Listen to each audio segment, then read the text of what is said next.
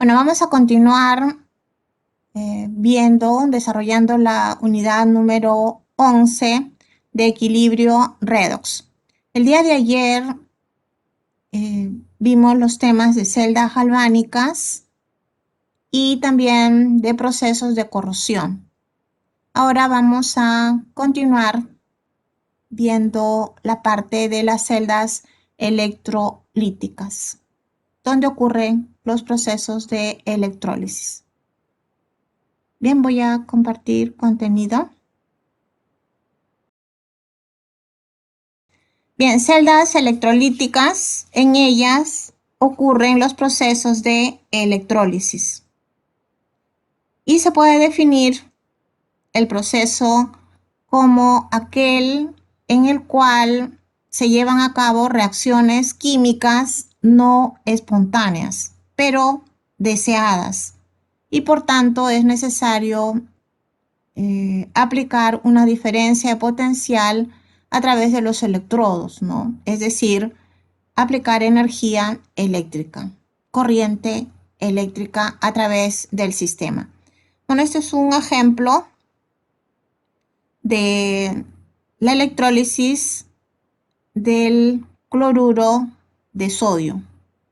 Cloruro de sodio fundido, y este sería su equivalente, ¿no? Este es a escala de laboratorio y este es a escala industrial, ¿no? Bien, entonces, dos electrodos, ánodo, cátodo, cloruro de sodio fundido, y la oxidación genera, a partir de los iones cloruro, cloro gaseoso, gas cloro. Y en el cátodo, la reducción de los iones sodio genera sodio metálico líquido. Esta es una forma bastante convencional de obtener metales alcalinos que por otros procesos químicos es mucho más, digamos, complicado, por decirlo de alguna manera, su obtención, o de alto costo, ¿no? En cambio, a través de la electrólisis se obtiene, ¿no? Esta sustancia, este metal alcalino, así como otros metales alcalinos, ¿no? Por acá sería la producción masiva, ¿no? Acá el cátodo y el ánodo, como vemos, están acá indicados.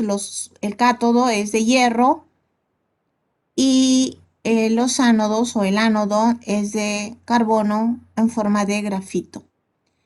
Para la mayor eficiencia del proceso de electrólisis no basta poner como cátodo o como ánodo un solo material, ¿no? En el caso del hierro, pues una barra de hierro, ¿no? Sino muchas barras. Y lo mismo en el caso del ánodo, ¿no? Para mejorar la eficiencia del proceso. Y bueno, se obtiene entonces por un lado sodio y por otro cloro. Y por acá está la alimentación, ¿no? Del cloruro de sodio fundido. Y para ello, bueno, se utiliza una batería o un rectificador de corriente, porque la corriente que debe de circular a través del sistema debe de ser continua. Bueno, este es otro ejemplo que está referido a una solución diluida de ácido sulfúrico. Como es diluida, se puede llamar también agua acidulada.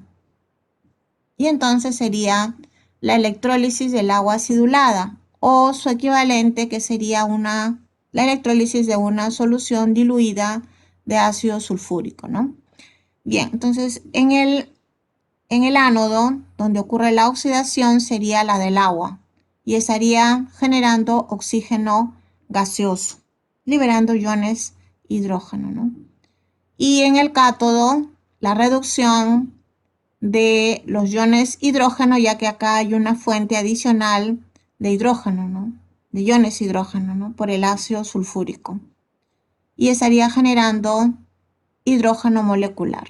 Entonces, la electrólisis del agua acidulada con ácido sulfúrico descompone al agua en el ánodo en oxígeno y en el cátodo en hidrógeno, es decir, en sus constituyentes elementales, ¿no? ¿Por qué es importante la electrólisis? Bueno, la respuesta inmediata sería porque a partir de estos procesos o de este proceso se obtienen sustancias deseadas, productos deseados, y es necesario pues el uso de energía eléctrica, ¿no? Y que por otros procesos seguramente no va a ser viable o muy caros, ¿no? Porque son las dos cosas. La electrólisis se utiliza mucho en la refinación de metales, ¿no? Lo que se llama electrorefinación, bueno, como ejemplo del cobre. De tal manera que se puede alcanzar purezas muy altas, ¿no? Del 99,99% de pureza. Se habla normalmente pureza de 4 nueves, así se menciona, ¿no? Comúnmente.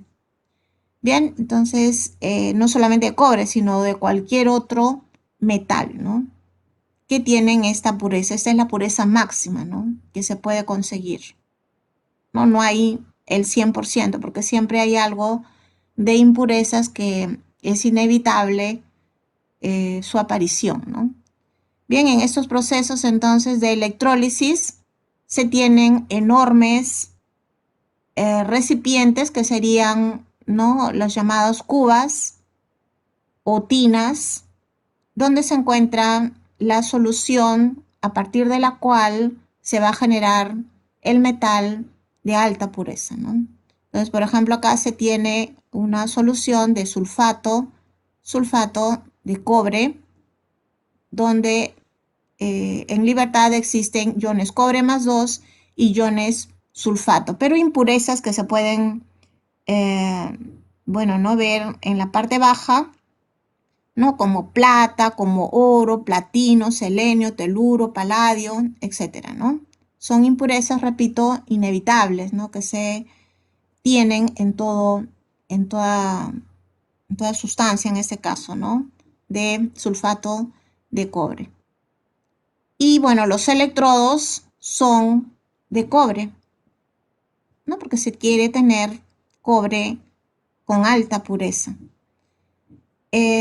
Cobre con muy alta pureza, como se puede ver acá, que sería el cátodo, con 99,9% de pureza, y en el caso del ánodo con una pureza menor, ¿no? Acá figura con 99,7%. De tal manera que el ánodo, como sabemos, es el que se disuelve, ¿no? Porque se oxida, y en el cátodo se estaría depositando cobre metálico, ¿no? Aumentando la masa de este electrodo de alta pureza. Entonces, así ocurre el proceso de electrólisis, ¿no? En el tiempo, entonces, acá hay la disolución, mientras que acá hay la deposición, pero es cobre, ¿no? Tanto en el ánodo como en el cátodo interviene cobre. En el ánodo, oxidándose para generar más fuente de iones cobre más 2, y en el cátodo reduciéndose para tener más cobre de alta pureza. Bueno, ya acá vemos cómo es que se ordenan los ánodos y los cátodos, ¿no? De manera alternada. Entonces, en el ánodo, ya se mencionó, es un cobre de menor pureza. Bueno, acá aparece como cobre impuro. Y en el cátodo, un cobre con alta pureza, del 99,9%. Entonces, la electrorefinación es una forma muy usada, es la usada en realidad, ¿no? Para tener metales del 99,99% de pureza. Bueno, acá hay detalles, algunos detalles. Bueno, en este caso sería el del sulfato de níquel, para la obtención de níquel, digamos, ¿no? Y la circulación de electrones a través del rectificador de corriente, ¿no? el que va a suministrar energía eléctrica, ¿no? Se suministra corriente y hay el depósito respectivo de los metales, ¿no? Del metal en el cátodo y la disolución en el ánodo, ¿no? Este ámbito es el de la industria galvánica. La industria galvánica es una industria de servicios, ¿no? En este caso, bueno, habla acá de un tanque de galvanoplastía, ¿no? Donde se desea hacer un recubrimiento, en este caso, si la fuente es de iones níquel, un recubrimiento de níquel, ¿no? Bien, entonces, al igual que se puede hacer la electrorefinación de metales, también se puede depositar metales sobre materiales para protegerlos, por ejemplo, ¿no? El día de ayer hablábamos de que una de las formas de prevención de la corrosión eran los recubrimientos protectores, ¿no? Y la industria galvánica es la que se encarga de ello, ¿no? Bien, vamos a ver un video que está referido a la electrólisis del agua. La electrólisis del agua, como se va a poder apreciar en el video, se puede llevar a cabo de varias maneras, pero la del video es la convencional, digamos, ¿no?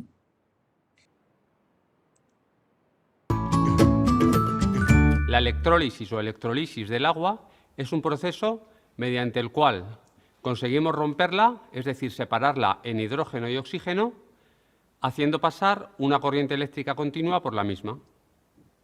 Por tanto, no se trata de un proceso espontáneo, sino de un proceso forzado mediante el paso de esta corriente eléctrica. En primer lugar, voy a conseguir unos electrodos de carbón procedentes de dos pilas, como esta. Es muy importante que la pila no sea recargable ni tampoco alcalina. Las pilas alcalinas no llevan electrodo de carbón y además llevan hidróxido de potasio, que es una sustancia muy cáustica, con lo cual es peligrosa. Debe ser una pila normal y corriente, suelen poner en algunas heavy duty. Estas son pilas normales, no alcalinas, que llevan dentro una barrita de carbón. Voy a abrirlas y sacar la barrita de carbón.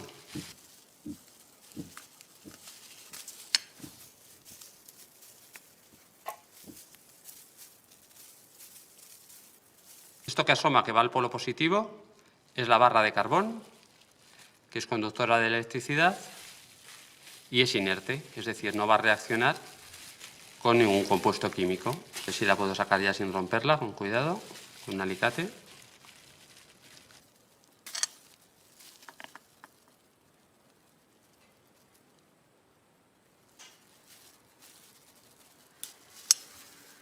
Aquí la tenemos. El resto lo podemos llevar a un contenedor de pilas usadas. Y ahora limpiamos la barrita con un papel y con un trozo de papel de lija la vamos a dejar impecable. Aquí tengo ya los dos electrodos preparados y limpios. Voy a poner agua destilada en este recipiente. Y ahora voy a introducir los electrodos conectados a una pila de 4,5 voltios. También lo podría hacer, por supuesto, con una de 9.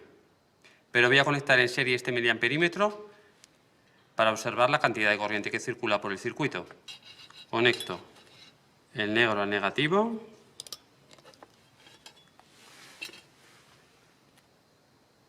Le voy a conectar aquí uno de los electrodos. Rojo al positivo. Lo conecto a uno de los bornes del miliamperímetro y ahora este otro rojo al otro borne del miliamperímetro. De forma que así cerraríamos el circuito. Coloco el otro electrodo de carbón y los introduzco en el agua. Observad cómo el miliamperímetro sigue a cero. Esto es debido a que el agua es muy mala conductora de la electricidad. Por tanto, hay que añadirle una sustancia que se conoce como electrolito para que pueda circular la electricidad. Este electrolito puede ser un ácido, una base o bien una sal. Voy a preparar una solución de cloruro de sodio o sal común en agua.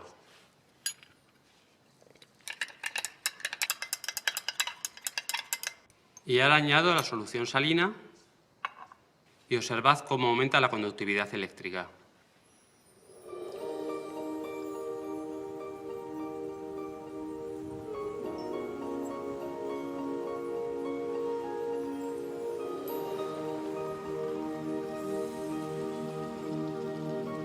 Por supuesto que también podemos conectar el circuito directamente.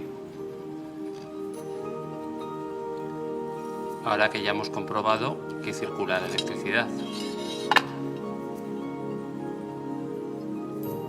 El electrodo que va al polo positivo de la pila se llama ánodo y el que va al negativo se llama cátodo.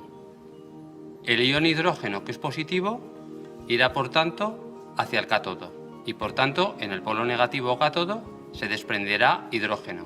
Por otro lado, en el polo positivo o ánodo se desprende cloro, puesto que el ion cloruro negativo es atraído hacia el polo positivo o ánodo.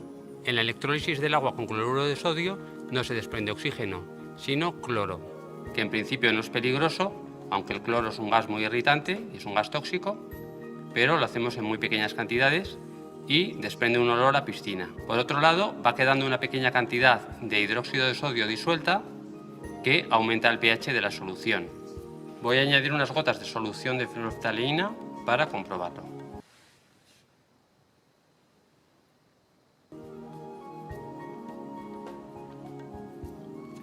Observad la coloración debida al pH alto que se produce gracias al hidróxido de sodio o sosa cáustica.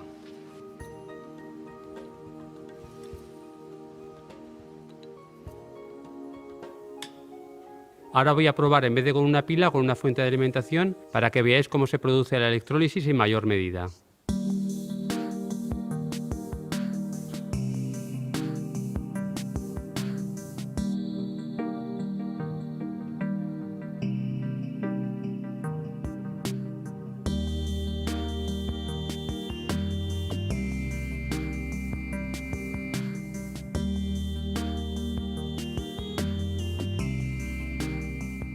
Si queremos obtener exclusivamente hidrógeno y oxígeno, no nos sirve el cloruro de sodio como electrolito. Tendremos que pensar en otro. Hay algunos que utilizan el bicarbonato sódico, pero tiene un problema. Produce CO2 y además, en una pequeña cantidad, muy pequeña, produce monóxido de carbono, que es muy venenoso. Por tanto, vamos a utilizar sosa cáustica o hidróxido de sodio como electrolito. En el próximo episodio veremos cómo obtener hidrógeno y oxígeno y recogeremos en 2 tubos de ensayo estos gases para comprobar que el agua está compuesta por 2 partes de hidrógeno y 1 de oxígeno. Y antes de terminar, quiero enviar un cordial saludo a Ramiro. Bien, ¿algún comentario de este video?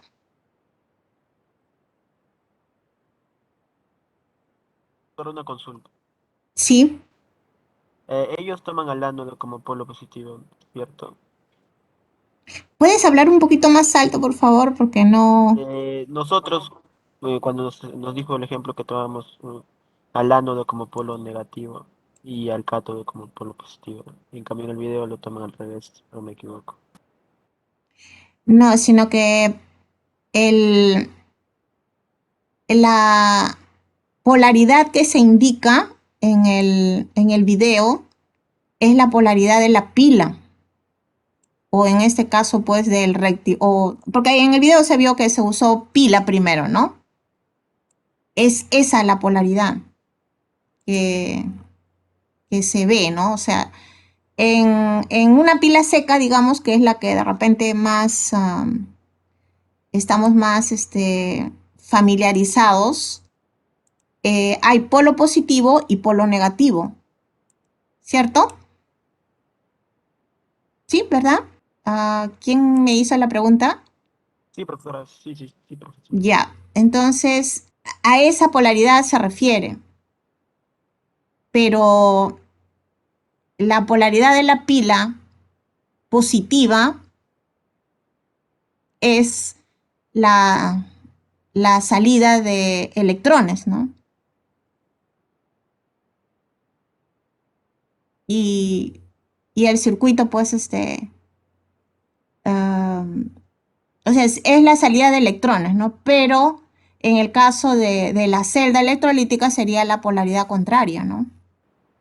No sé si de repente me Gracias. dejo entender, Muchas gracias. ¿sí? O sea, es la polaridad contraria. Bien, ¿alguna otra pregunta? ¿No? En el chat están diciendo el otro video, profesora. Sí, el otro video lo voy a poner. Bien, este es el otro video. Como os prometí en el episodio anterior, hoy voy a realizar la electrólisis del agua y así podremos observar que está compuesta por 2 partes de hidrógeno y una de oxígeno. Y puesto que voy a utilizar como electrolito hidróxido de sodio o sosa cáustica, tomaré medidas de precaución. Utilizaré guantes y gafas protectoras. Voy a pesar 12 gramos de hidróxido de sodio, tampoco hace falta que sea exacto, y los disolveré en 400 centímetros cúbicos de agua destilada, con lo que tendremos una disolución de sosa cáustica del 3%.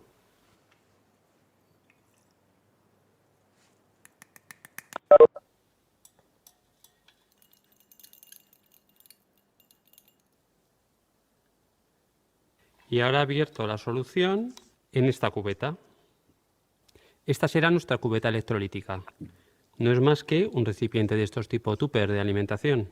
Es muy importante el uso de gafas de protección, puesto que al estar trabajando aquí, simplemente que se nos caiga un tubo o cualquier cosa, producirá una salpicadura que puede ir al ojo.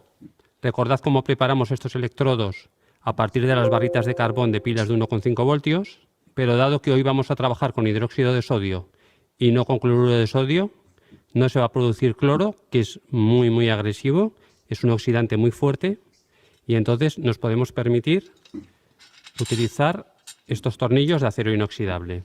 Con 2 trozos de acero inoxidable podremos hacer electrodos que tendrán mejor rendimiento, puesto que conducen mucho mejor la electricidad.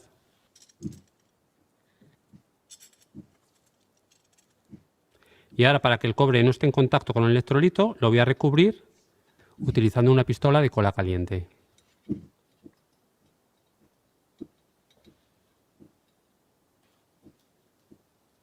Si ahora conecto los electrodos a esta pila de 4,5 voltios, se producirá electrólisis, pero voy a utilizar una batería más potente. Para recoger los respectivos gases, voy a utilizar estos 2 tubos de ensayo a los que he pegado 2 hilos para poder colgarlos invertidos. Introduzco el primer tubo y extraigo todo el aire. Y ahora, con cuidado de que no entre nada de aire, introduzco el electrodo positivo o ánodo.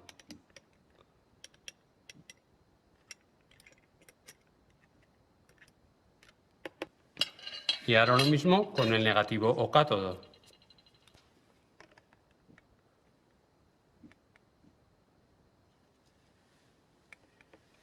Y ahora, utilizando un soporte,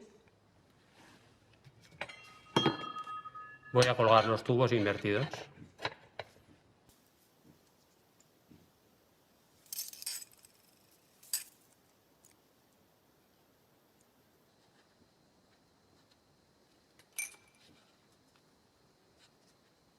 Y conecto los electrodos a la batería.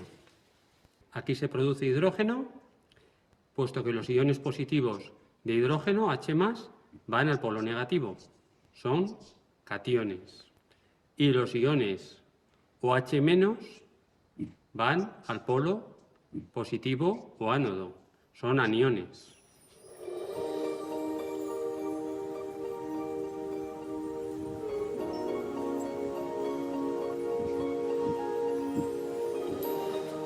Y aquí podemos observar con claridad cómo el volumen de hidrógeno es el doble que el de oxígeno. Vamos a comprobar que lo que hay en el tubo es hidrógeno. Para ello voy a quemarlo. Se oirá un pequeño ruido.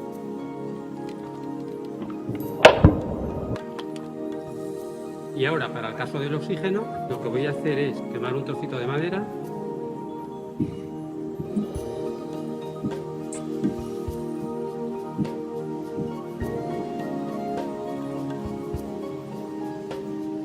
Y ahora, para finalizar, voy a fabricar un poquito de agua.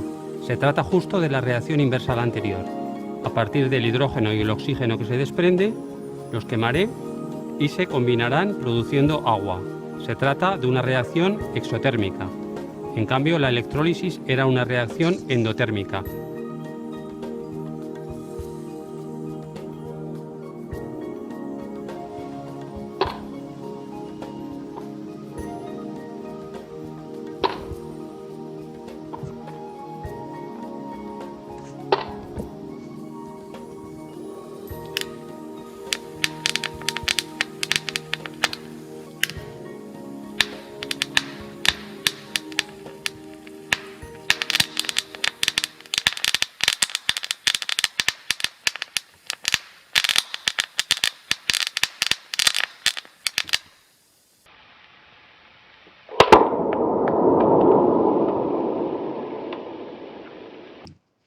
Bien, entonces se ha podido apreciar la electrólisis del agua y en esa electrólisis, en el primer video, ¿no? Se usó cloruro de sodio para el agua destilada, hacerla conductora, ¿no? Porque el medio tiene que ser buen conductor de la corriente eléctrica, y en el segundo video se usó hidróxido de sodio, ¿no? Entonces, el medio se puede mejorar o hacerlo conductor haciendo no uso de ácidos, de bases o de sales, pero dependiendo de ese uso se va a tener productos diferentes en la electrólisis, ¿no? En el primer video se vio de que el uso de cloruro de sodio implicaba la formación de cloro gaseoso. Entonces, que es, en ese caso, pues era no deseado, ¿no? O de repente si lo fuera, sería pues lo óptimo, ¿no? Su uso. Y en el otro caso, pues hidrógeno y oxígeno, que era la idea de generar la electrólisis para descomponerla en sus componentes elementales, oxígeno e hidrógeno. Bien, ¿alguna consulta? Vamos a continuar. Entonces, quiero volver a reiterar esta vista que la mostré durante la práctica de laboratorio número 8, ¿no? Que estaba referida el video número 2 o el experimento número 2 a la electrólisis de una solución acuosa de yoduro de potasio, ¿no? La electrólisis se llevó a cabo en un sistema similar a este, en un tubo en U dividido en dos. En la parte baja, recuerdan, se usó algodón que permitía precisamente la división en dos partes del tubo en uno. Una parte donde uno de los electrodos, los dos electrodos eran de grafito, ¿no? Era el ánodo y en el otro era el cátodo, ¿no? La solución de yoduro de potasio acuosa implicaba estos componentes en solución antes de la electrólisis, ¿no? Y ya lo comentamos detalladamente que solamente estas tres sustancias iban a estar, ¿no?, directamente relacionadas con el proceso de oxidación-reducción, ya que los iones hidrógeno y oxidrilo estaban en concentraciones pequeñas, ¿no? Porque eran solamente producto del autoprotólisis del agua. Bien, esas eran las reacciones que se sucedieron en el ánodo y estas en el cátodo. Y cada una de ellas estaba relacionada con los potenciales estándar. Y precisamente quería volver a recordar esta vista y lo que mencioné de ella para hacer notar que en un proceso de electrólisis hay que analizar la presencia de todas las sustancias. Entonces, estas sustancias son presentes. A ver, volviendo al video, a estos dos videos. El primer video indicaba que el agua destilada se volvía conductora o se hizo conductora de la corriente a través del uso de cloruro de sodio. Es decir, había iones cloruro que en el proceso redox generaba cloro. ¿Sí? Mientras que en el segundo caso se mejoró la conductividad o bueno, se volvió conductor el agua destilada usando hidróxido de sodio. Entonces allí los iones oxidrilo y los iones sodio hay que tenerlos en cuenta, al igual que en el otro caso, ¿no? Iones hidrógeno y iones cloruro.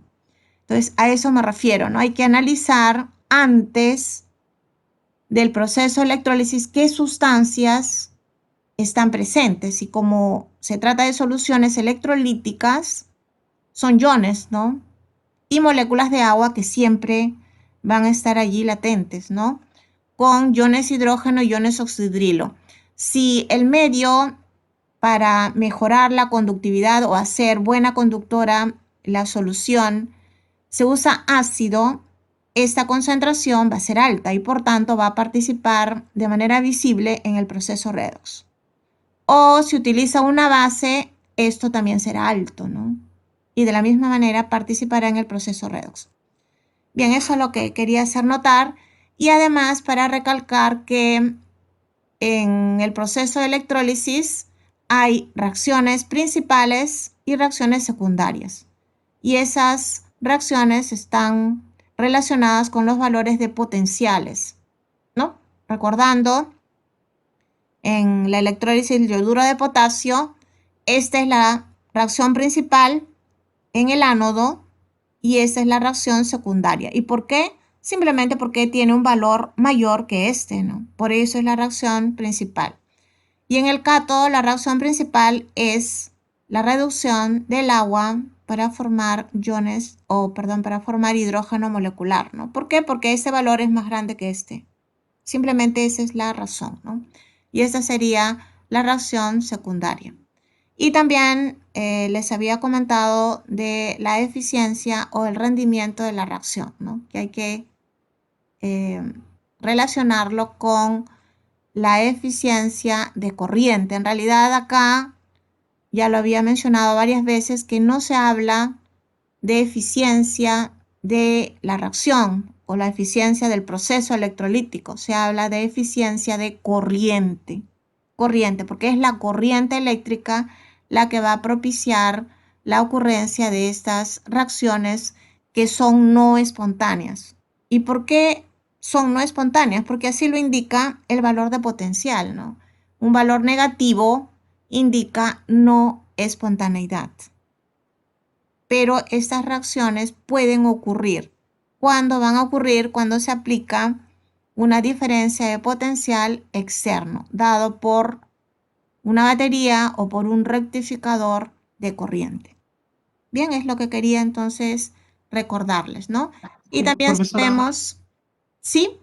profesora, perdón, disculpe, respecto a lo anterior, a la diapositiva anterior, el voltaje, ahí dice, es una batería de 12 voltios, ¿no? Pero podría ser también de otro voltaje, ¿no? O sea, también ocurría lo mismo, o no necesariamente.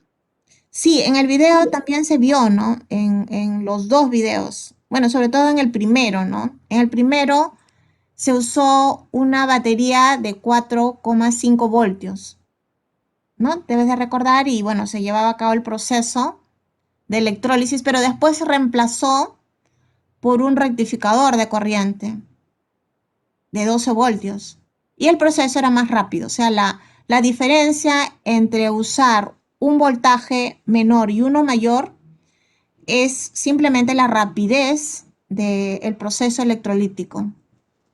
Se consume más energía, ¿no? Porque se está suministrando más cantidad de electrones. La intensidad de corriente va a ser mayor, ¿no?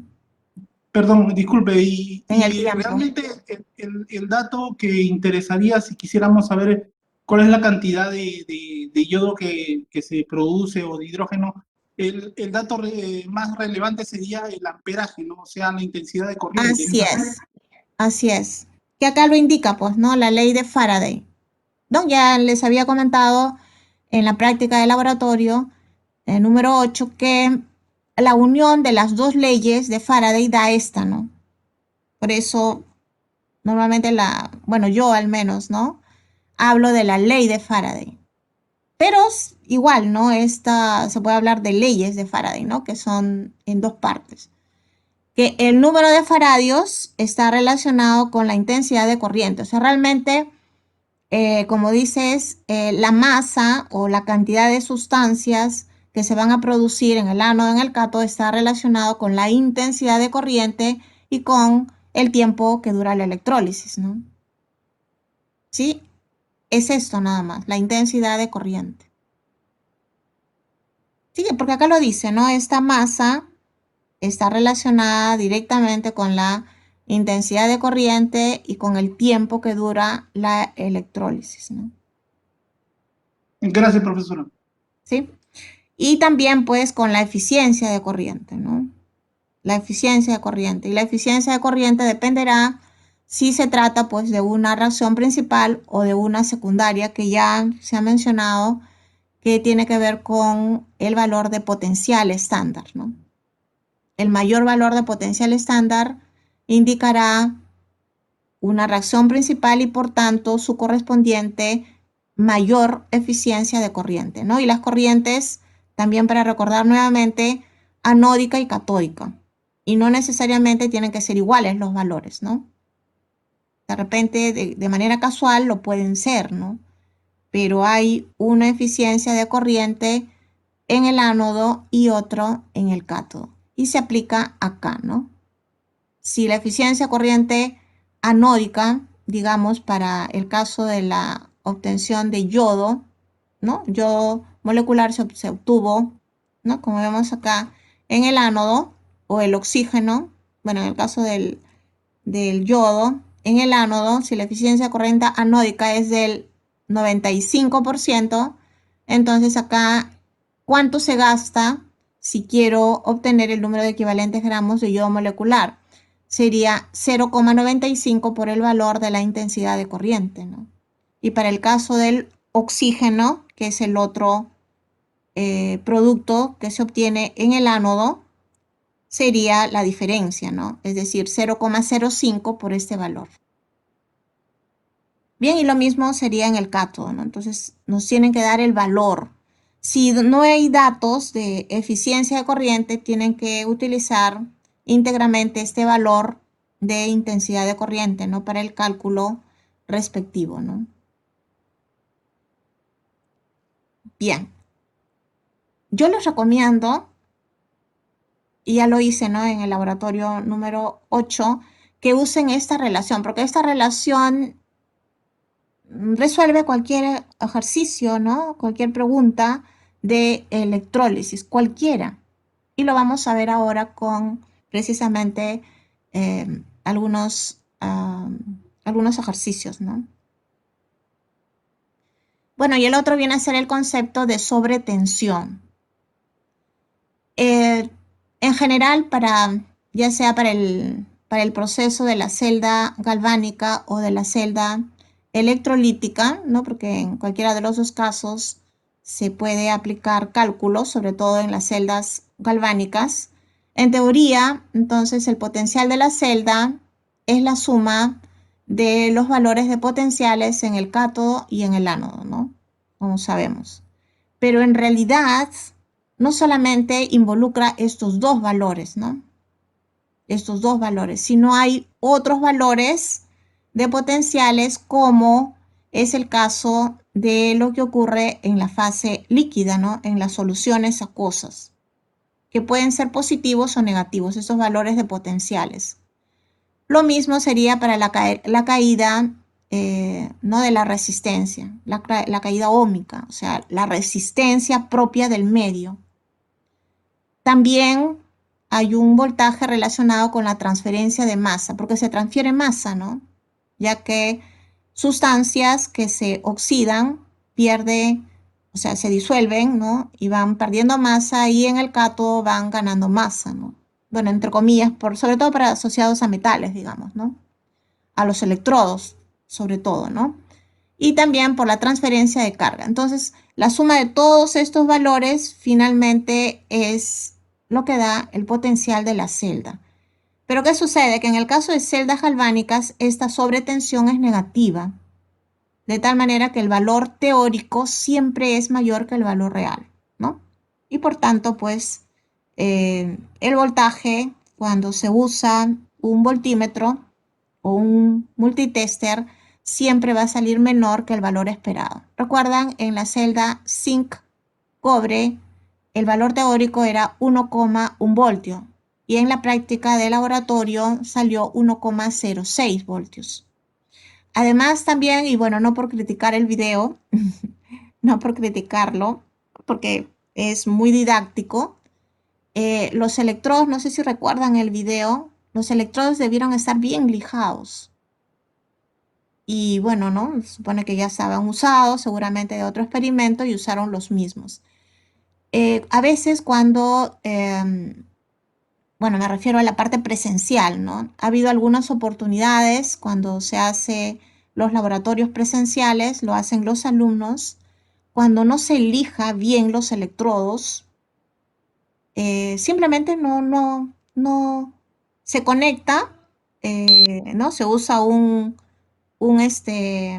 voltímetro y no lee nada, no lee nada, porque no está conduciendo apropiadamente la corriente eléctrica. Los materiales no tienen que tener en su superficie ningún tipo de impureza, o sea, me refiero a los electrodos.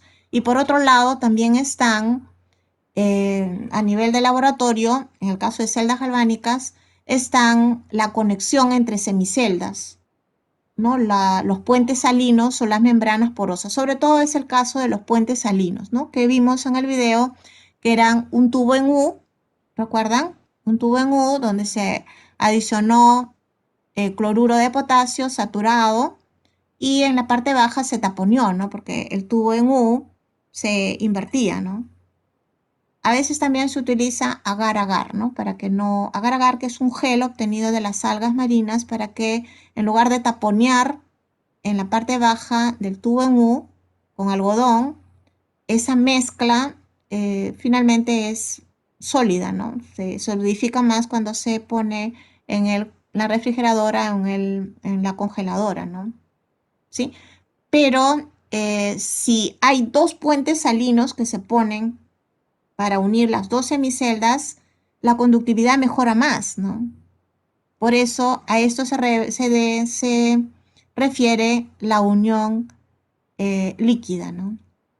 Porque hay, como hemos mencionado, en una celda galvánica, dos circuitos, uno externo que se da de electrones a través de los cables conductores y uno interno que es a través del puente salino o la membrana porosa donde migran iones.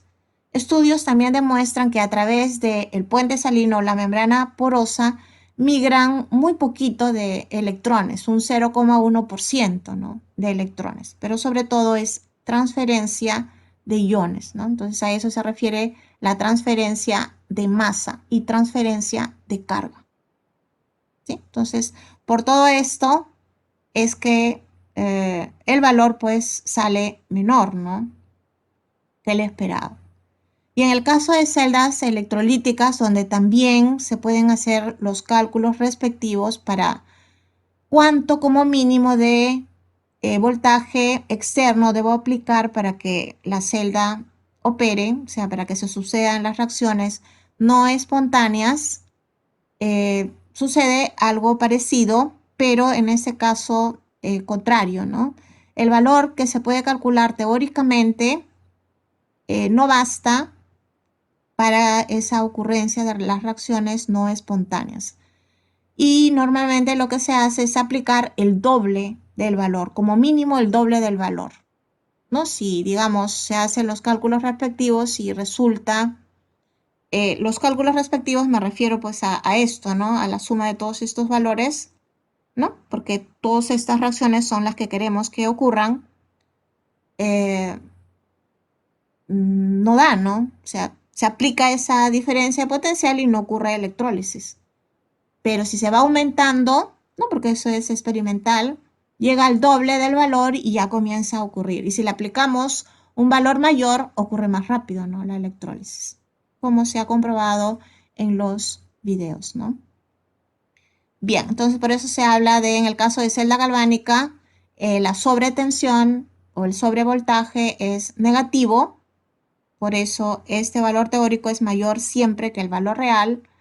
Y en el caso de las celdas electrolíticas es positivo porque el valor teórico que se puede calcular es mínimo para que ocurra el proceso redox o los procesos redox.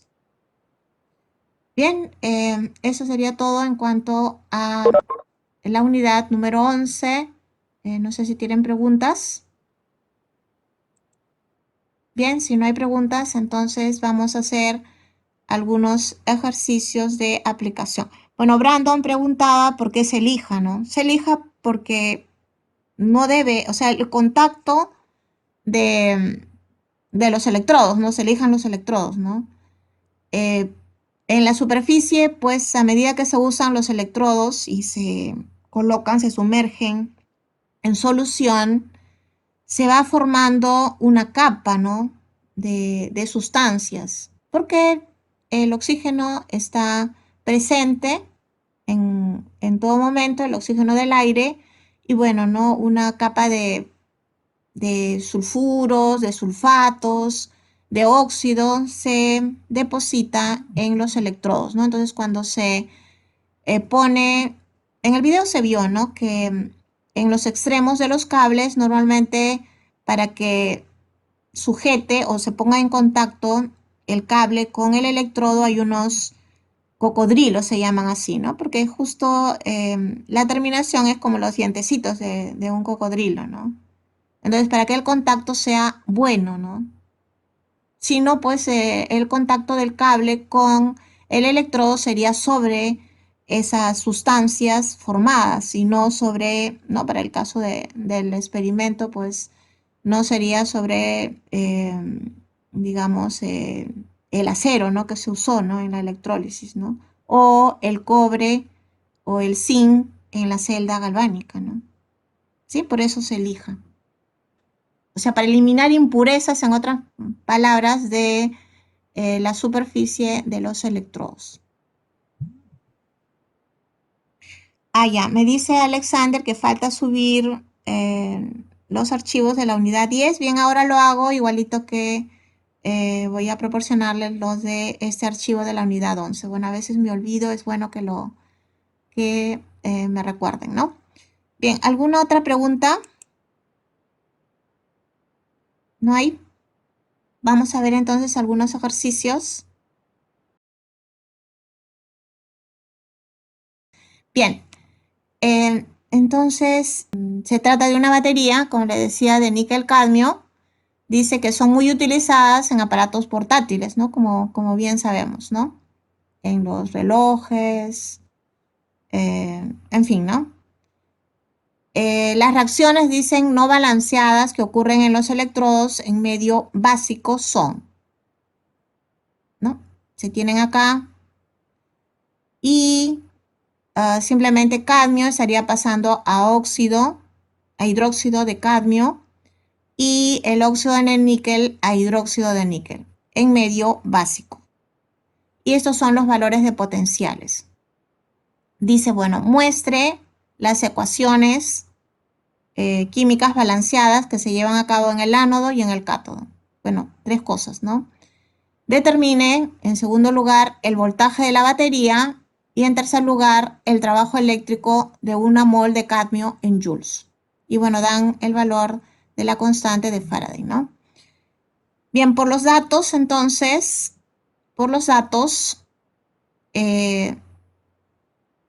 ¿no? Se puede apreciar que el cadmio 0 estaría pasando a cadmio más 2, ¿no?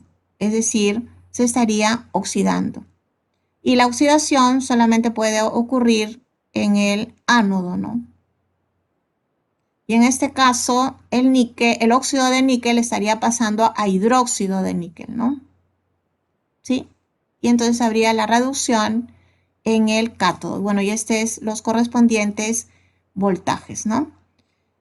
y haciendo el balance en medio básico. Ese balance es un balance que, ¿no? Convencional, sencillo. En este caso sería los dos iones oxidrilo aparecerían en reactante para balancear la masa y luego la carga, ¿no? Ese tiene -2, acá habría 2 electrones, ¿no? O sea, la sumatoria de cargas en reactantes -2 tendría que ser igual a productos, ¿no? Para eso ya sabemos que se usa electrones. Y por acá tendríamos el valor de voltaje más 0,82 voltios, ¿no? Y en el caso del cátodo sería algo parecido, ¿no? Como es en medio básico, entonces lo que recuerdan en medio básico, el balance, sobre todo recordando el método del ion-electrón, ¿no? En medio básico lo que se hace es, donde hay exceso de iones, exceso, perdón, de oxígeno, que en ese caso no hay, ¿no? Exceso en ninguno de los dos miembros, se utilizaba o se colocaba moléculas de agua, ¿no? Pero en ese caso, bueno, acá hay 2 y acá también hay 2, ¿no? Pero debe de figurar luego la compensación en masa para igualar la cantidad de oxígeno a hidrógeno, el uso de iones oxidrilo, ¿no? Porque el medio es alcalino, ¿no? Entonces, eso da lugar a colocar 2 moléculas de agua en reactantes y 2 iones oxidrilo en productos, ¿no? Y 2 electrones para compensar la carga, ¿no? -2 y -2. Y bueno, acá el valor de potencial menos 0,49, ¿no? Que es lo que nos indica. La suma, ¿no? La suma nos daría la reacción neta, ¿sí? Que no lo piden en la parte A, pues en la parte A piden las ecuaciones balanceadas que se llevan a cabo en el ánodo, esta sería la respuesta, y en el cátodo esta sería la respuesta, ¿no? Pero en la parte B piden el voltaje, ¿no? Entonces, la suma, por tanto, daría este resultado, ¿no? Esta sería la reacción neta. En la reacción neta no aparecen electrones ni en reactantes ni en productos, ¿no? Entonces, cuando no aparecen, el valor correspondiente de voltaje, disculpen, para esta reacción neta es la suma, ¿no? Considerando los signos, y resulta más 0,33. Cuando hay electrones, como consecuencia de la suma de 2 o más reacciones, ya sean reactantes o en productos, no es la suma, ¿no? Sino hay que usar el concepto de energía libre, ¿no? Que lo vamos a hacer la próxima clase, un ejercicio. Bien, entonces esa sería la reacción neta. Y entonces dice, determine el voltaje de la batería, ¿no?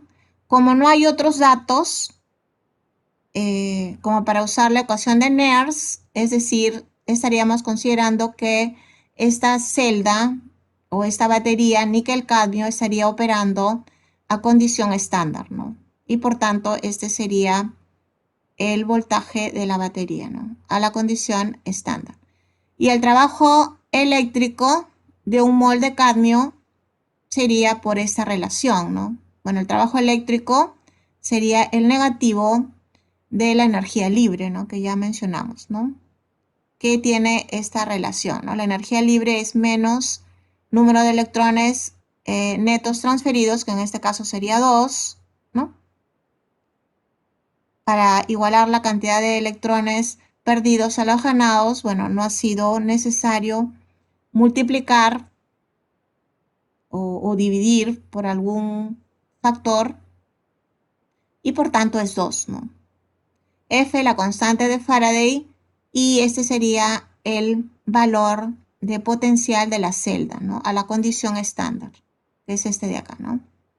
Bien, entonces sería 2 por 96.500 coulombs y por 0,33, ¿no? Entonces el trabajo es el negativo de la energía libre, ¿no? Y resulta este valor, ¿no? En joules. Bueno, redondeando, 6,4 por 10 a la 4 joules por mol de cadmio, ¿no?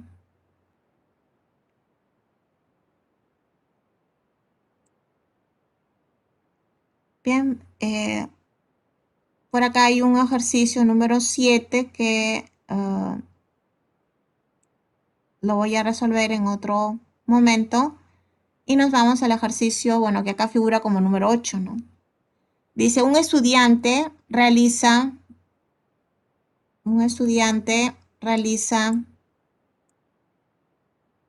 ensayos con un amperímetro en un reactor donde se lleva a cabo la electrólisis del agua en medio alcalino.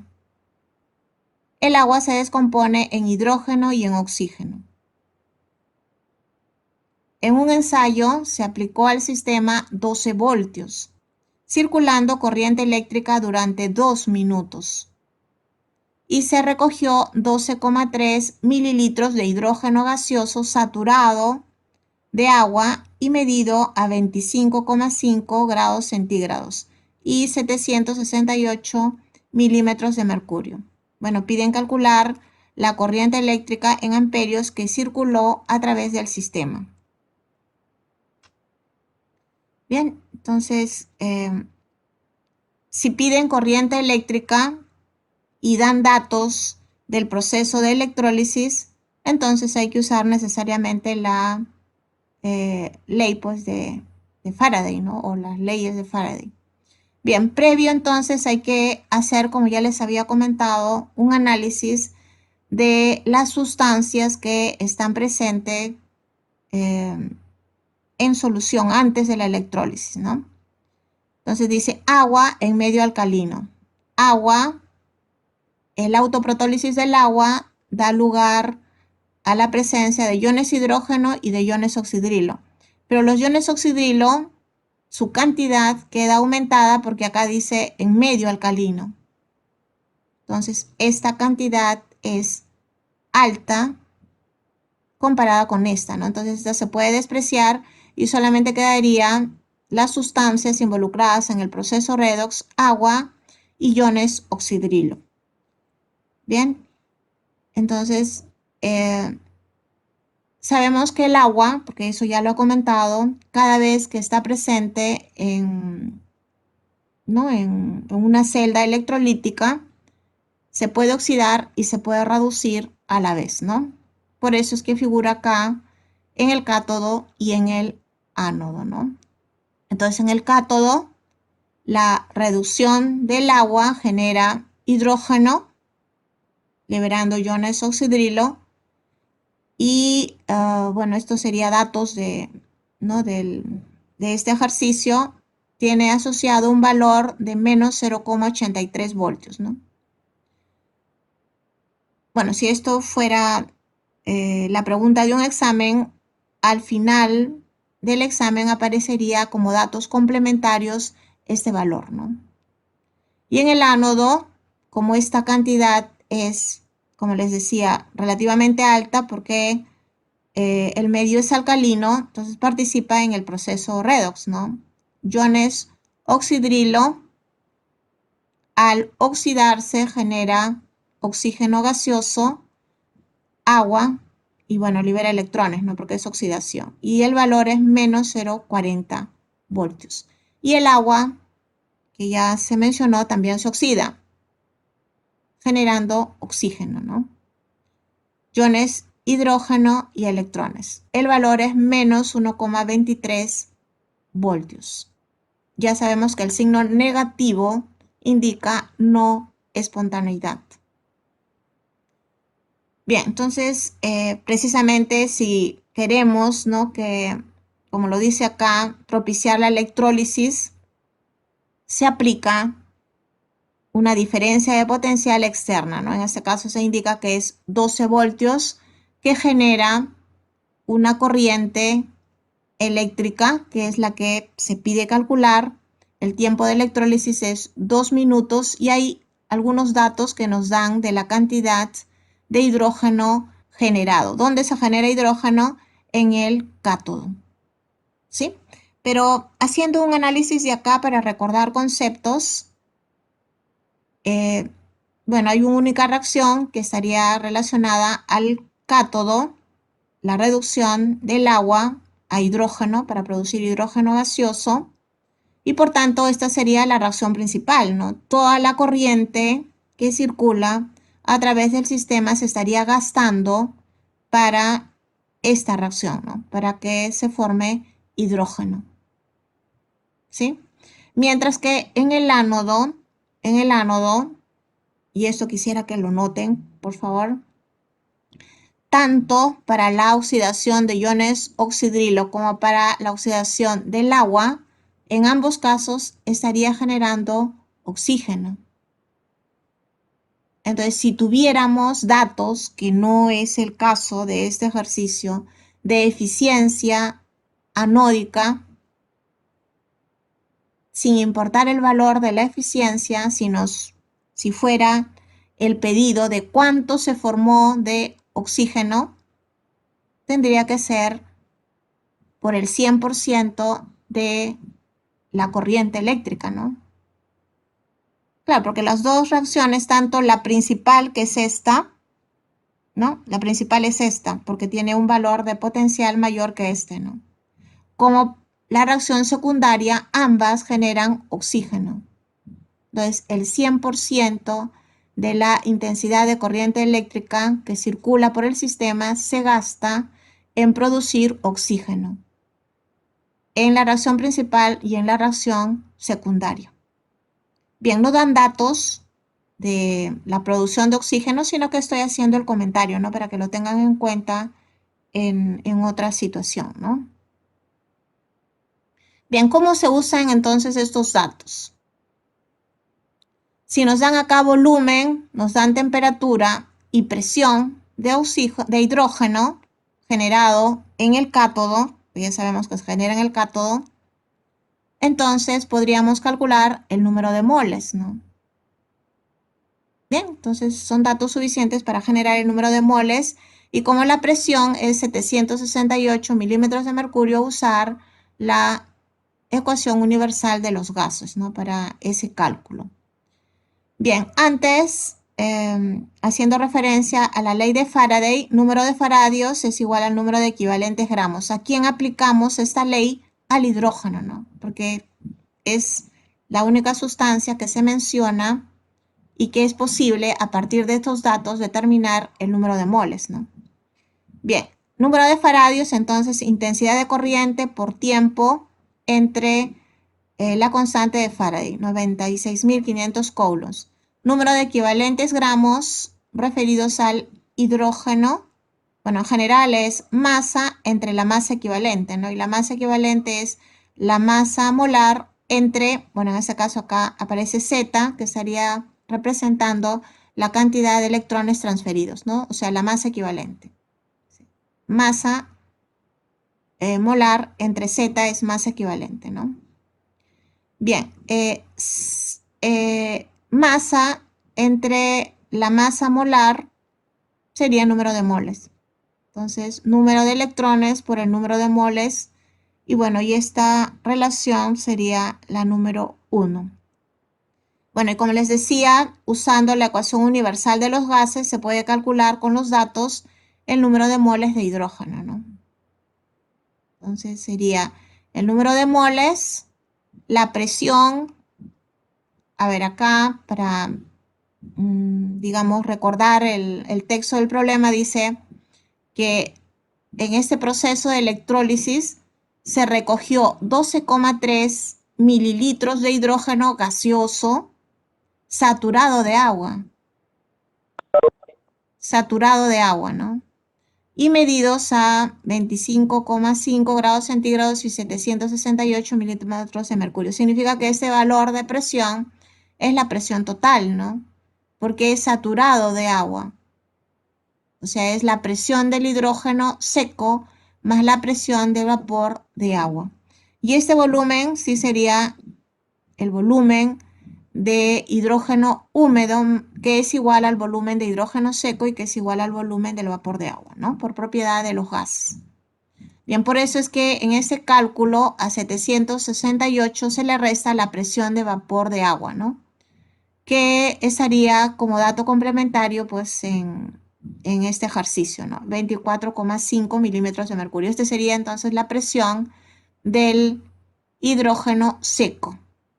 Y este es el volumen, 12,3 mililitros, pasándolo a litros, ¿no? Por 10 a la menos 3. Este es R, la constante universal de los gases, 62,4 en milímetros de mercurio, litro, mol, grados Kelvin. Y esta sería la temperatura, ¿no? 25,5 pasándolo a Kelvin, ¿no? Bueno, resulta 4,91 por 10 a la menos 4 moles de hidrógeno. Y si ahora se reemplaza en 1 este valor y los otros datos, acá intensidad de corriente es lo que piden que se dé respuesta, cuánto circula a través del sistema. El tiempo de electrólisis se menciona que es 2 minutos, pasándolo a segundos, para que esto sea en amperios, ¿no? Amperio es un coulomb por segundo. 96.500 coulombs, la constante de Faraday, y esto sería igual a Z y por el número de moles. Número de moles, 4,91 por 10 a la menos 4. Y el Z, la cantidad de electrones transferidos, saldría de acá, ¿no? ¿Cuánto es Z? Z es la cantidad de electrones como consecuencia de la presentación ya balanceada de la ecuación entre el coeficiente estequiométrico, en este caso de hidrógeno, ¿no? Que es 1. Entonces 2 entre 1, Z vale 2. Bien, y ahí se obtiene la intensidad de corriente que sale 0,79 amperios. Bien, ¿alguna pregunta de este ejercicio? ¿No? Seguimos entonces. Bien, acá otro ejercicio dice, se desea obtener 10 litros de una mezcla de hidrógeno y oxígeno electrolizando agua con ácido clorhídrico. Acá ya es diferente, ¿no? En este caso era con una base, ¿no? Porque decía medio alcalino. En cambio acá es con un ácido, ¿no? Con ácido clorhídrico. Y usando electrodos de platino. Los electrodos de platino simplemente son electrodos inertes, al igual que casi siempre son los electrodos de grafito, ¿no? Digo casi siempre porque hay excepciones, ¿no? Cuando el medio es muy agresivo, simplemente los electrodos se corroen, ¿no? Bien, dice la mezcla gaseosa libre de impurezas. La mezcla gaseosa libre de impurezas se midió su volumen a 30 grados centígrados y 700 milímetros de mercurio. Entonces se tiene o se desea, ¿no? Por tanto, se hace el proceso de electrólisis para obtener 10 litros de ambos gases, ¿no? De hidrógeno y de oxígeno. Entonces, esta es la mezcla libre de impurezas. O sea, solamente se considera hidrógeno y oxígeno, ¿no? Porque podría generarse otros gases como, porque se está usando ácido clorhídrico, ¿no? Aparece iones cloruro y por tanto la presencia del gas cloro, ¿no? Por eso les decía, antes ustedes que planteen una solución al ejercicio, ¿no? Hay que analizar qué sustancias están presentes y cuáles son susceptibles a oxidarse o a reducirse. Y bueno, también manejar los datos que se dan, ¿no? Porque si no hay datos relacionados con valores de potenciales, pues no hay que considerar reacciones secundarias, ¿no? Bien, en el ánodo entonces, ya sabemos que el agua siempre se oxida y se reduce, por eso es que aparece en el ánodo y en el cátodo el agua. Y Y si se oxida, genera oxígeno, ese es el valor de potencial. Y si se reduce, genera hidrógeno, ese es el valor de potencial. Y como aparece, ¿no?, para hacer conductor el medio, ácido clorhídrico, hay iones cloruro, ¿no? Y iones hidrógeno. Entonces, iones cloruro por el ácido clorhídrico, que es susceptible a oxidarse. Y al hacerlo, genera clorogas, liberando electrones. Y ese es su valor de potencial, menos 1,36 voltios. Y por otro lado, ya no hay solamente pues poquitos iones hidrógeno como consecuencia de la autoprotólisis del agua, sino hay muchos más porque se adiciona ácido, ¿no? Y por tanto debe de participar en el proceso redox. Entonces por eso aparecen acá los iones hidrógeno. Iones hidrógeno que al reducirse van a generar hidrógeno. Y el valor, sabemos, es 0, ¿no? Porque es el patrón, recuerdan, o el referente para encontrar los valores de todos los potenciales que aparecen en tablas, ¿no? Entonces, esto de acá normalmente no se da de datos, porque esto lo tienen ustedes que recordar. La oxidación o la reducción de, ¿no?, la reducción en ese caso de iones hidrógeno a hidrógeno molecular, o la oxidación de hidrógeno molecular a iones hidrógeno, es el mismo valor de potencial, 0. Bien, entonces otra vez para hacer el análisis y que lo recuerden ustedes perfectamente, hay que comparar los valores de potenciales negativos todos en el proceso de electrólisis, ¿no? Salvo pues el del hidrógeno, que es 0. Y por simple comparación se puede saber cuál es la reacción principal y cuál es la secundaria, ¿no? Este valor es más grande que este y por tanto este sería la reacción principal y esta es la secundaria, ¿sí? Y en el otro caso, este valor es más grande que este, ¿no? Este sería la reacción principal y esta es la secundaria. Pero para hacer notar nuevamente que en el cátodo, tanto la reacción principal como la reacción secundaria genera hidrógeno. Es decir, el 100% de la intensidad de corriente eléctrica se gasta en producir hidrógeno molecular. Pero en el ánodo es diferente, ¿no? La reacción principal produce oxígeno, mientras que la reacción secundaria produce cloro, ambos gaseosos, ¿no? En la parte B, bueno, en la parte A pide la reacción que ocurre en el ánodo y en el cátodo. Estas son, ¿no?, las reacciones.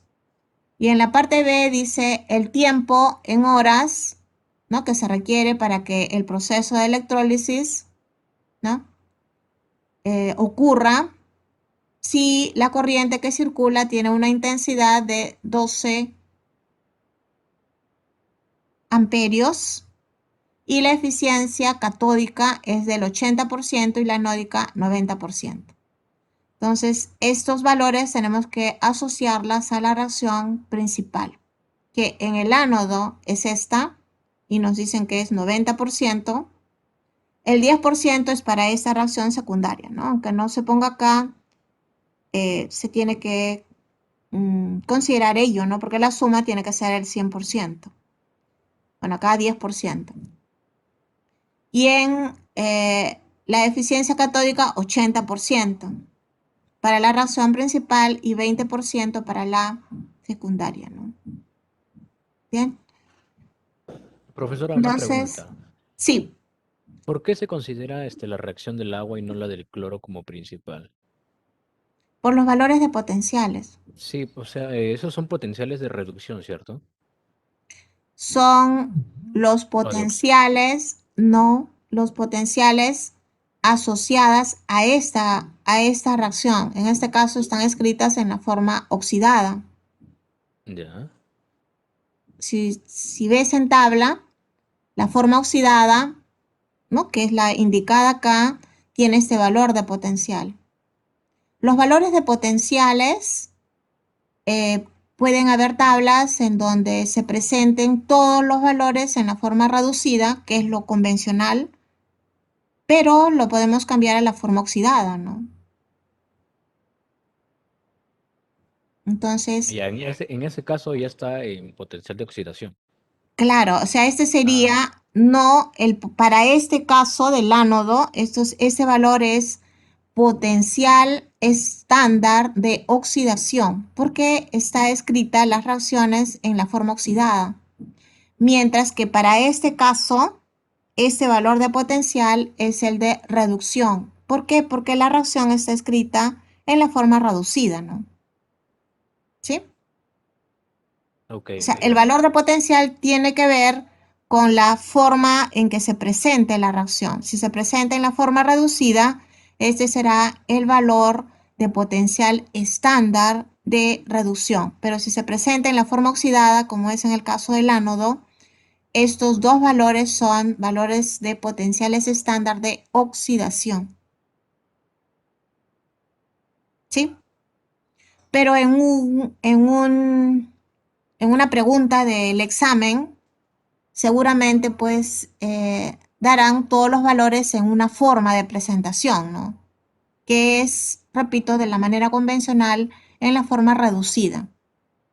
Entonces, aparecerá esa reacción en la forma reducida y esta en la forma inversa, ¿no? Cloro pasa a ion cloruro y ese valor será más 1,36. O en ese otro caso, oxígeno, que estaría pasando a agua y el valor de potencial sería más 1,23 voltios. En datos me refiero, ¿no? Bien. ¿Alguna otra pregunta? Pero lo que quiero que comprendan es que, volviendo al análisis que se hizo en la práctica de laboratorio número 8, ustedes primero tienen que analizar las sustancias, en ese caso iones y moléculas que están presentes antes de la electrólisis. Antes de la electrólisis, ¿qué hay presente? Hay presente agua, ¿no? Porque es la electrólisis del agua, ¿sí? Y se hace conductor o conductora el agua agregándole ácido. Entonces, si se agrega ácido clorhídrico, ¿qué sustancias van a estar disueltas en agua? Iones hidrógeno y iones cloruro. Y del agua propiamente es moléculas de agua, iones hidrógeno y iones oxidrilo, que ya sabemos que por el autoprotólisis del agua esas concentraciones son muy pequeñas y no estarían participando en el proceso redox, pero como fuente de la autoprotólisis del agua. Pero acá los iones hidrógeno son aumentados por este ácido, ¿no? Por eso es que aparece acá. Si no hubiera este ácido, no se considera esta reacción, ¿no? Porque solamente sería los iones hidrógeno procedentes del agua, que es muy poquito, ¿no? Y en este caso, los iones cloruro proceden de este ácido, ¿no? Entonces, tienen que hacer, repito, el análisis de qué sustancias, o sea, qué iones y qué moléculas están presentes en solución. Y las moléculas normalmente son las de agua, ¿no? Porque lo demás son iones normalmente, ¿no? Son iones. Antes de la electrólisis. Y analizar qué sustancias de esas presentes son susceptibles a oxidarse o a reducirse. Y luego buscar el valor de potencial, ¿no? Pero después de hacer eso, el agua siempre se oxida y siempre se reduce en un proceso electrolítico. Entonces hay que considerarla, ¿no? Cuando se oxida, forma oxígeno, cuando se reduce, forma hidrógeno. Y de todas las otras sustancias del soluto, ¿no? ¿Qué hay del soluto? Iones hidrógeno. Los iones hidrógeno, ¿se pueden oxidar? No. Lo único que es que se puede reducir, ¿no? A eso me refiero en el análisis, ¿no? ¿Se pueden oxidar? No. ¿Se pueden reducir? Sí. Cuando se reduce, forma hidrógeno molecular, ¿no? Porque hidrógeno atómico es inestable. Y de los iones cloruro, ¿se pueden reducir? No, no hay cloro -2, ¿no?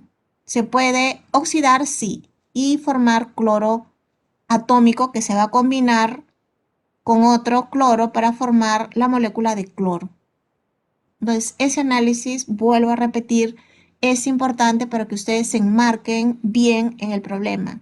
Porque después de plantear las reacciones de oxidación que ocurren en el ánodo, que ocurren en el cátodo, lo demás va a ser algo que, consecuencia, ¿no? de ese análisis, ¿no? Y asociarle, en la medida que haya datos, los valores de potenciales, ¿no? Si no hay datos, pues ni modo, ¿no? De repente los datos son suficientes como para plantear solamente la ecuación para la reacción principal, nada más, ¿no?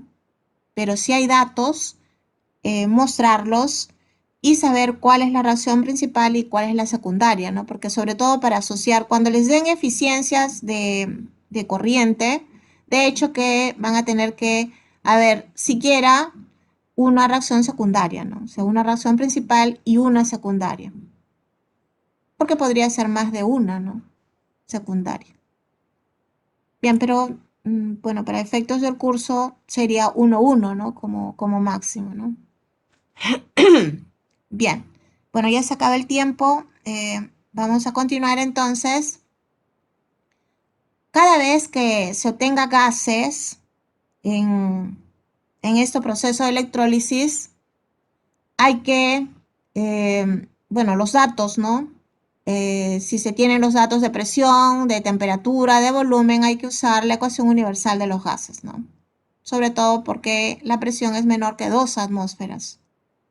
Bien, entonces piden en la parte B, porque la parte A ya está acá respondida,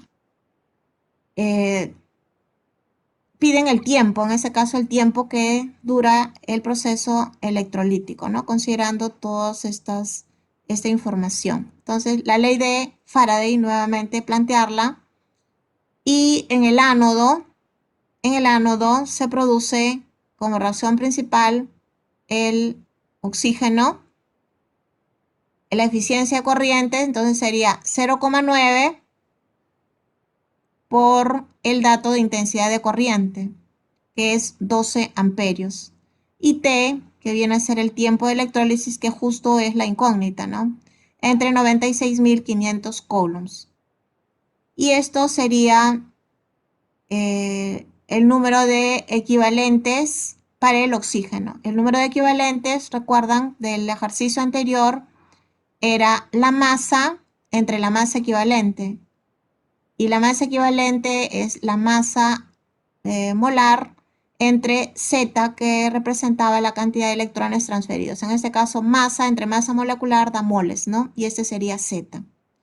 Entonces, después de hacer el balance, ¿cuánto vale Z?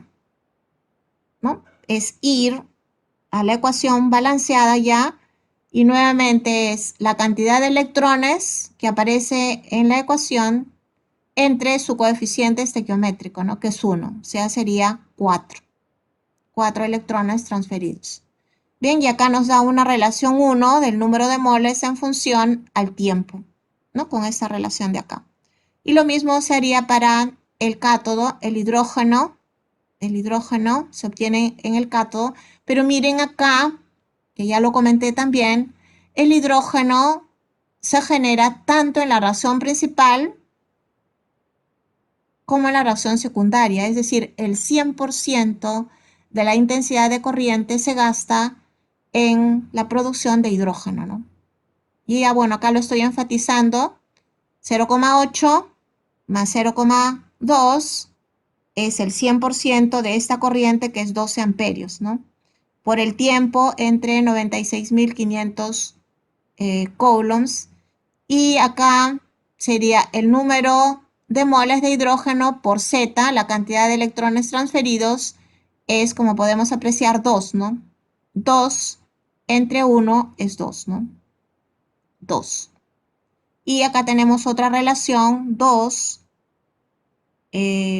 número de moles y tiempo. Bueno, si se divide 2 entre 1, se tiene esta relación de acá, donde el tiempo se elimina, de tal manera que el número de moles de hidrógeno es 2,22 el número de moles de oxígeno. Esta es una relación 3. Y por acá tenemos el dato que dice 10 litros de mezcla, ¿no? 10 litros de mezcla con estas condiciones de acá, ¿no? ¿Qué se obtiene a esas condiciones?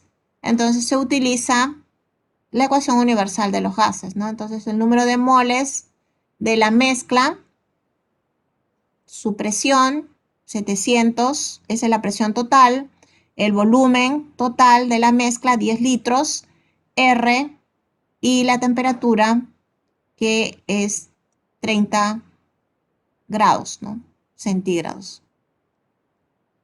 Bien, entonces esto da 0.3702 moles. Esas serían las moles totales.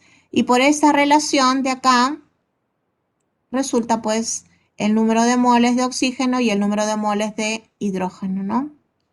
Y bueno, si se reemplaza ya sea en esa relación 1 o en esa relación 2, que está en función ambas del tiempo, en cualquiera de los dos casos, se tiene pues en segundos 4106,65 segundos, que equivale a 1,14 horas, que es lo que piden, ¿no? En la parte B, el tiempo de electrólisis en horas. Bien, ¿algún comentario? ¿Pregunta sobre este Profesora, ejercicio? los electrones transferidos con respecto al hidrógeno, ¿cómo lo hallo? De acá. Por eso es importante que planteen bien las ecuaciones en el ánodo, en el cátodo, balanceándolas, Solo que y de yo me ahí, refiero a que hay dos semirreacciones, ¿no? O sea, si es que de repente, ahí justo dio el mismo valor para las dos, pero si es que diera diferentes valores, ¿qué pasaría? no, es que no puede haber diferentes valores. Si es producción de Siempre va a dar hidrógeno, el mismo. siempre va a ser 2. Sea por la reducción de iones de hidrógeno o por la reducción de moléculas de agua, siempre va a ser 2. O sea, el Z para hidrógeno siempre va a ser 2.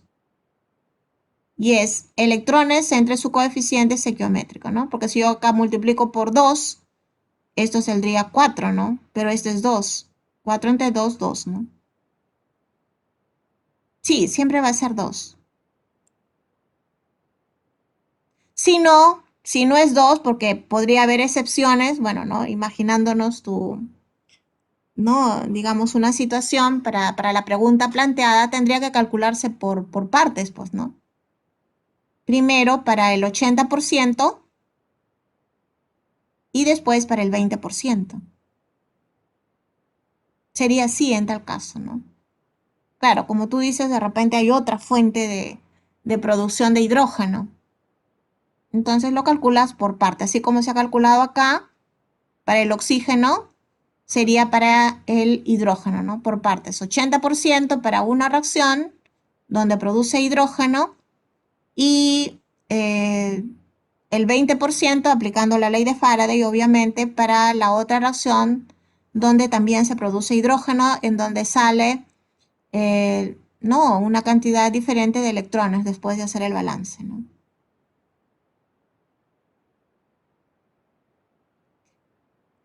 ¿Sí? Bien, Sí, ¿alguna profesora, otra? todo claro. Ajá, ¿alguna otra pregunta? Porque ya prácticamente faltan 3 minutos para las 2 de la tarde. La siguiente clase, que es el día martes, el próximo martes,